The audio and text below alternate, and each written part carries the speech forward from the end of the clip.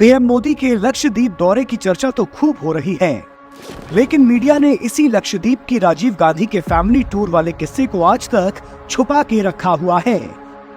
क्यों? क्या है राजीव के लक्षद्वीप टूर की कहानी? साल 1987 में राजीव गांधी भी लक्षद्वीप के दौरे पर गए थे, वो भी फैमिली टूर। टूर भी ऐसा वैसा नहीं था।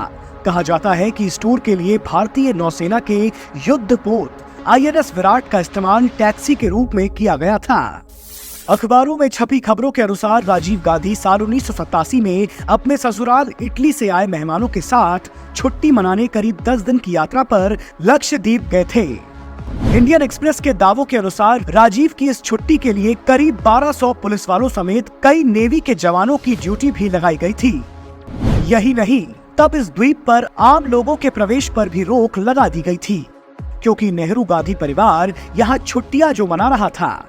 इस दौरान सरकारी संसाधनों का इस्तेमाल निजी छुट्टी के लिए ऐसे किया जा रहा था जैसे ये संसाधन सरकारी नहीं दहेज में मिले हो।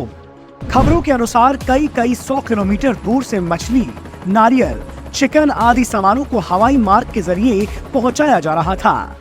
इतना ही नहीं, इंजीनियर्स और मजदूरों के जरिए वहां रहने के लिए कई झोपड़ियां भी तैयार की गई थी, जिससे ऐशो आराम से रहा जा सके। क्या जनता ने इसी फैमिली टूर के लिए नेहरू गांधी परिवार के लोगों को वोट देकर सत्ता उनके हाथों में सौंपी थी? हालांकि सरकारी संसाधनों के निजी इस्तेमाल की आदत तो इन कांग्रेसियों को नेहरू से लग चुकी थी। अरे आपको एडवीना का किस्सा याद नहीं क्या? साल 1960 में जब एडवीना की मृत्यु हुई, तब नेहरू ने सरकारी खर्चे पर भारतीय नौसेना के फ्रिगेट INS त्रिशूल को एस्कॉर्ट के रूप में भेजा था।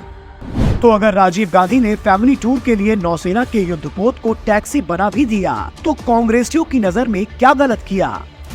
अब समझ में आया कि क्यों कोई ना कोई कांग्रेसी आए दिन मोदी जी को गालियां देते रहते हैं।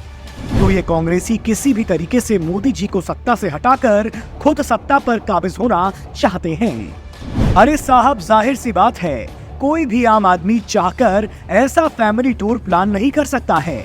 इसलिए इन सब की आदत पड़ी है तो सत्ता तो चाहिए ही ना। मोदी जी के रहते ऐसी सुविधाएं तो इनको मिलने से रही, इसलिए किसी भी तरीके से उन्हें हटाकर खुद गद्दी पर बैठना चाहते हैं। अब आप तय करिए कि आपको कैसी सरकार चाहिए। लक्षद्वीप के विकास के लिए 1150 करोड़ रुपए की विभिन्न परियोजनाओं का उद्घाटन और शिलान्यास करने वाली, आम लोगों को लक्षद्वीप बुलाने की अपील करने वाली, या सरकारी संसाधनों का इस्तेमाल कर करोड़ों रुपए फैमिली टूर पर खर्च करने वाली, आम लोगों के प्रवेश पर रोक लगाने वाली, फैसला आपको करना चाहिए।